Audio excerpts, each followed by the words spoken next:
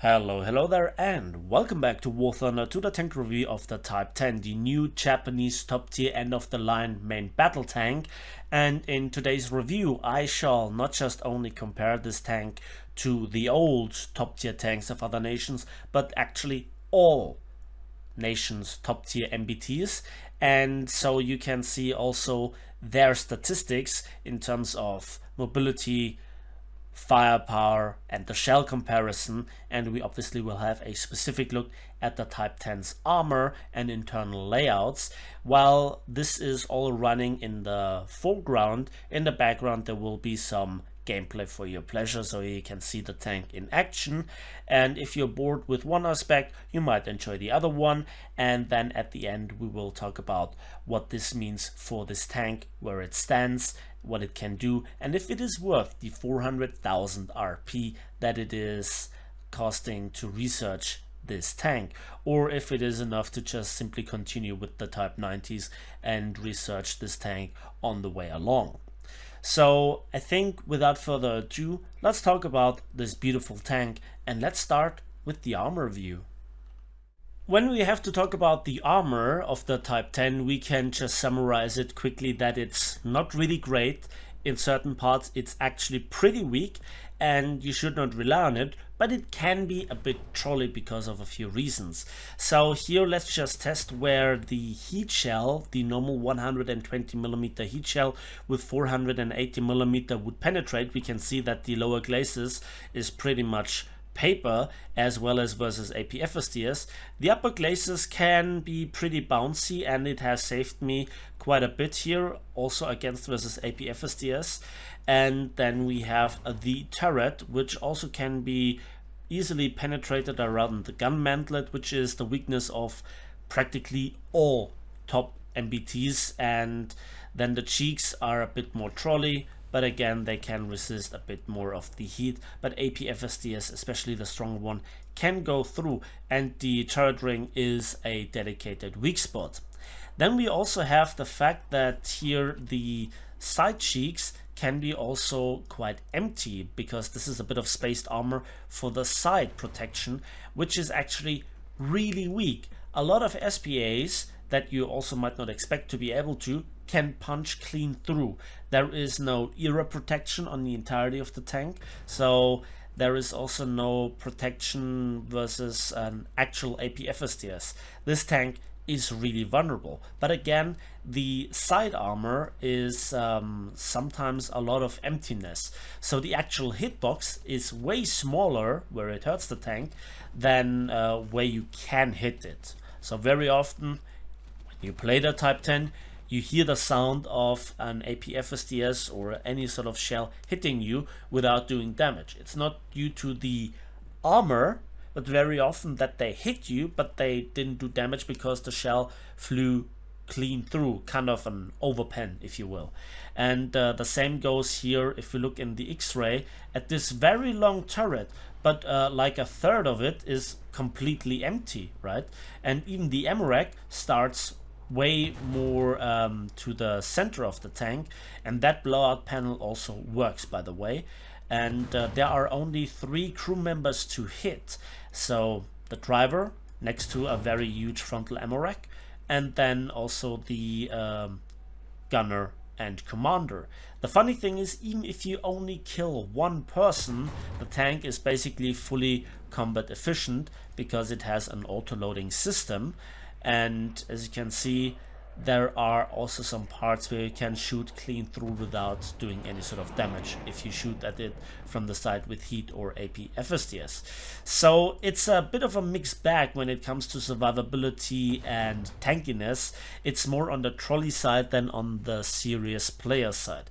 If you want to have something with serious turret armor, go for the German Leopard 2 A5 to A6 or the STRV 122 and their turret protection.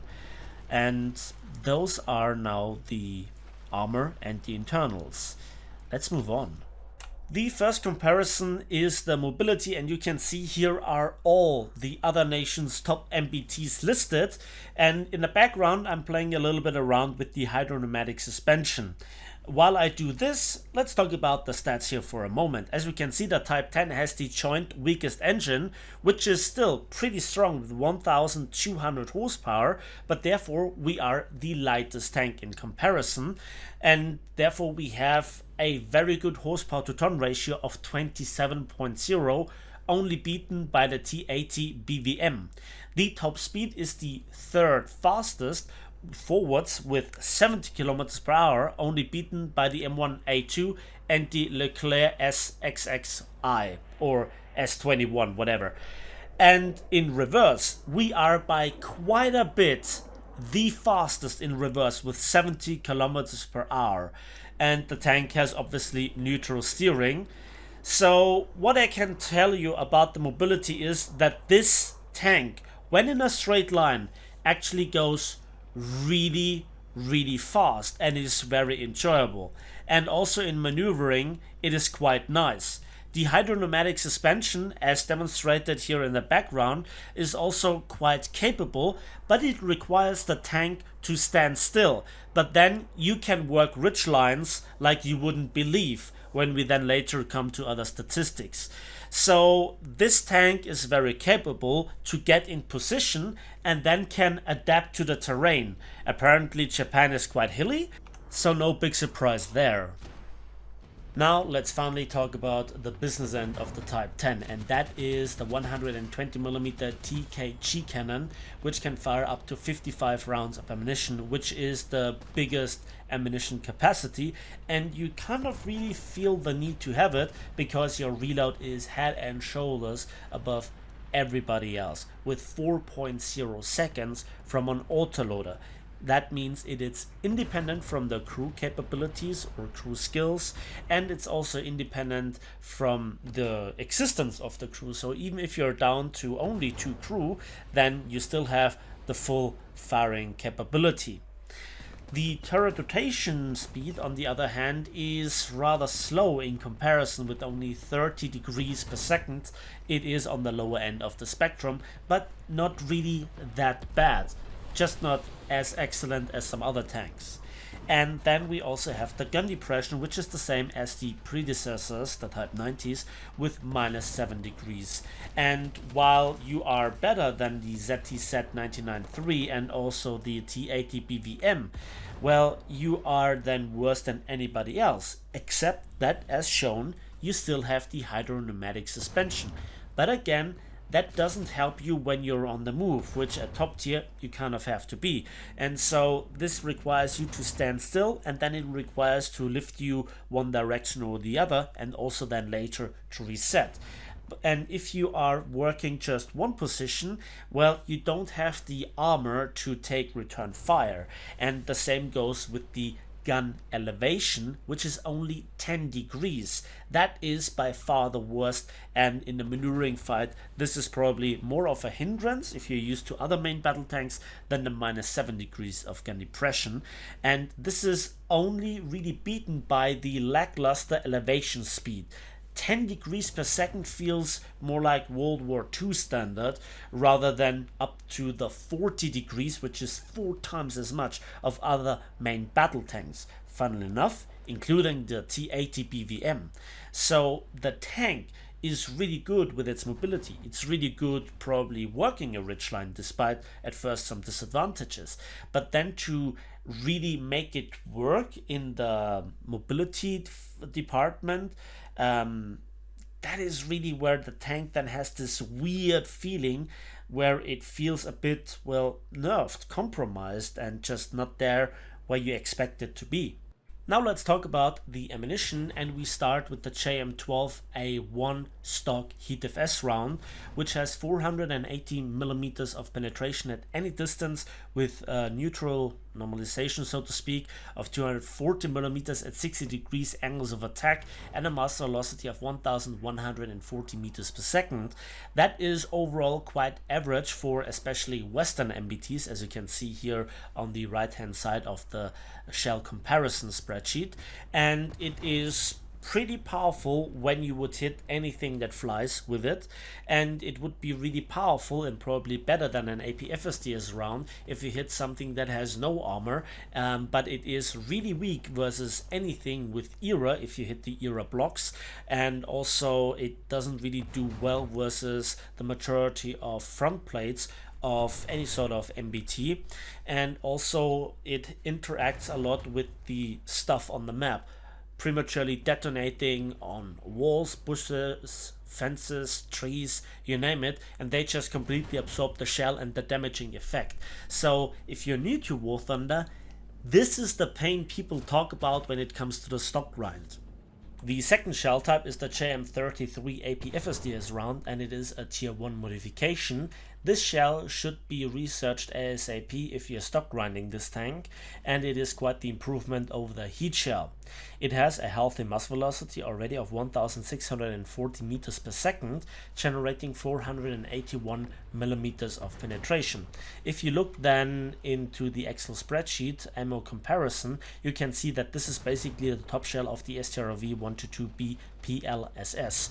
Now, why is an APFSDS round usually better to use in War Thunder than a Heat FS round? Well, basically the APFSDS goes through the bushes, fences, trees and certain walls, which would absorb a Heat FS round completely, and also you have much higher penetration left if you go through the majority of era platings with certain exceptions, and that makes life much easier.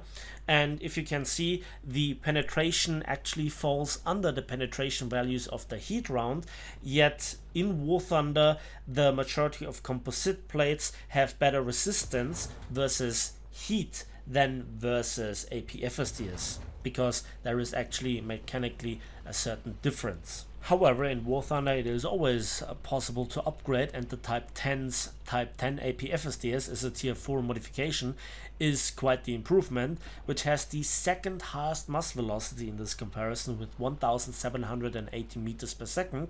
It is very easy to hit targets at range with the help of your very precise laser rangefinder, and with 615 millimeters of penetration you have the third highest penetration in this comparison, only beaten by the top shells of the Leopard 2A6 and M1A2. And at 60 degrees angles of attack, the 355 millimeters of penetration are quite nasty, but there are tanks and their armor that can give you a problem. First of all, the turret armor of the likes of Leopard 2A5, 2A6 and the STRV 122s, they can give you a problem, and it's very hard to penetrate the turret cheeks, although you can punch through the turret ring and the gun breech area, obviously, which should be a part of your muscle memory, so to speak. Then there is also the upper front plates of the likes of the AT-BVM, which was a regular visitor of my gun sight, and whereas you can punch through it quite reliably at close quarters when it is unangled, if it is also slightly angled, and for whatever reason you didn't hit the side of the tank, then it will not go through. But there are enough weak spots, such as the lower glacis, the driver's hatch, the turret ring, the gun breech area, and obviously the entirety of the side of the tank, that you can quite easily punch through. So while this is a very strong shell, still aim for the weak spots, and if you miss the weak spots, then it might give you the edge, and a lot of other tanks would love to have this shell to begin with. So now let's summarize this tank. It is very powerful if put into the right situations, such as covering long distances with its amazing mobility, and also shooting tanks at long range thanks to its high rate of fire, its laser rangefinder, and also the very powerful APFSDS. You can give enemy tanks a hard fight. However, you're not very good at retaining your combat efficiency if you lose more than 2 crew members, because then you die, because you only have 3 and you do not really have the reliable but kind of trolley armor to absorb the shots. So that makes the Type 10 a hit and run vehicle, a little bit of a glass cannon, and to be honest, in the effect of War Thunder, a very good vehicle, but it's not extremely outstanding, game breaking, or it will not rewrite the meta. However, it is a worthy end of the line tank until now for Japan. And to be honest, that has been it with this tank review, and so I'm now very interested to hear your opinion in the comment section down below. First of all, how did you find this tank review? Was it helpful, or was it just rambling and too much going on the screen? Was the comparison helpful or more confusing? Was it helpful for you as a veteran or as a new player? And what would you like me to do better next time? Again, let me know in the comment section down below. That's been it for me today, so thanks for watching, thanks for listening. Why not give this video a like? It was a lot of work and it means the world to me, but for you it's just a click. And also, if you want to see more, why not hit the bell and subscribe for free, obviously. And we will see each other next time on the waves, in the skies, and on the battlefields of War Thunder.